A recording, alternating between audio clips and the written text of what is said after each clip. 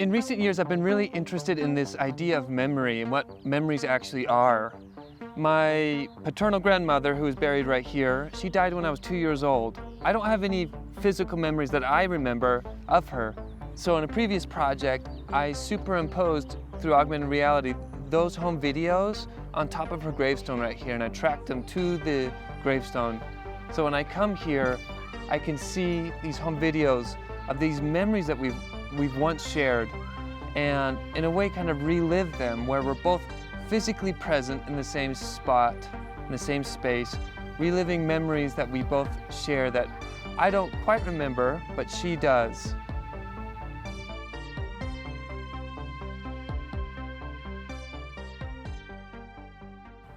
But what is memory? Is it real? Is it tangible? I'm really interested in how memory and augmented reality intersect. So before my grandpa died, I made a hologram of him. And it's quite the process. It's a process called volumetric video or volumetric capture, and you use 3 sensors, and each sensor has regular camera and a depth sensor attached to it. And I used 3 of those to capture the depth of his body while being this hologram. I had him tell me his earliest memory, the very first thing he can ever remember. I had him tell me about a memory where he felt happy, perhaps the happiest. And then I asked him to tell me a time where he felt really sad in his life. And then the final question was to play with this idea of memory. I asked him how he wants to be remembered. So I took that to my computer, stitched it together, and programmed a small experience around that where I could deploy this hologram wherever I like, using my phone, or if I wanted to with augmented reality glasses. And I brought this hologram around a couple places. I brought it to his 90th birthday party, where the guests at the party could celebrate him and see this version of Grandpa recounting 4 distinct memories. He even tried it himself, and that was really uncanny to see real Grandpa and digital, but still kind of real Grandpa. And then when my grandpa died, just here a few weeks ago, at his viewing, I deployed this memory hologram again in front of his dead body. It was uncanny, but really precious to see my real grandpa that I remember in the physical flesh, but also this re-embodiment of who he was, these memories of him as a hologram occupying the same space. The hologram of my grandfather is a digital vessel for his physical presence, a form of immortality, if you will. And so after my grandfather was buried here, I've come back today to add GPS points to his hologram, program that into the app so that his hologram spawns exactly where he's buried, and only will spawn to where he's buried.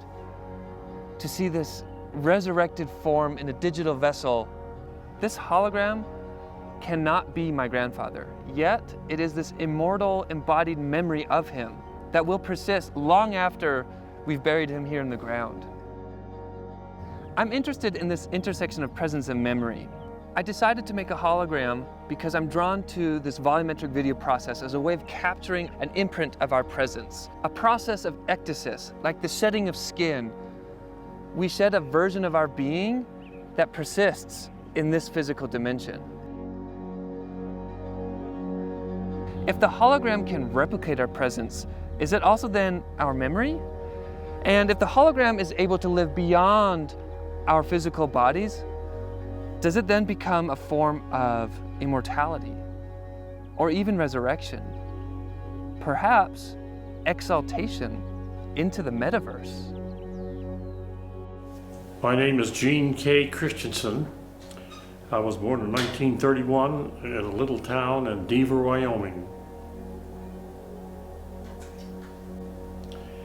Oh, I remember I used to go out into our yard and where they had some old limbs of trees laying there and they were kind of rotted, and I would take the core inside the tree and break it off into little pieces and pretend they were cars, and I would run around, push them around on the ground.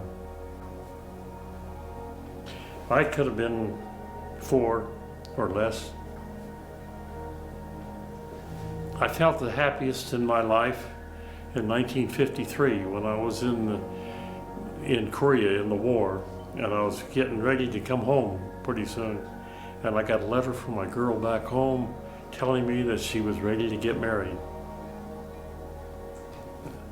The time I felt the saddest was in 1941, when I'd gone to a mortuary where my dad lay in his coffin, and I just broke down and cried and cried and cried. I was 9 years old.